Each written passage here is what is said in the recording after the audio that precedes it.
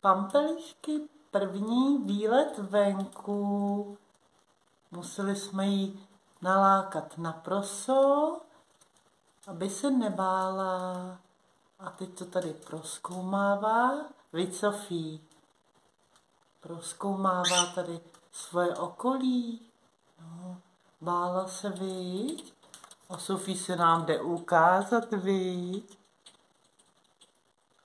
A Sofí pomůže, aby se nebála.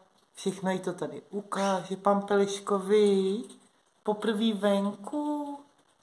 No, líbí se ti tady? Ano, ty jsi šikovná. No jo, všechno to prozkoumáš, viď? Sofí ti pomůže v tom. Sofí, viď? Pomůžeš Pampelišce? Ano. A Pampeliška je šikovná, nebojí se.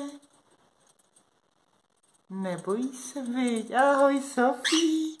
Ahoj, kam pak jdeš? Když se kouknou na Pampelišku, viď? To tady prozkoumá.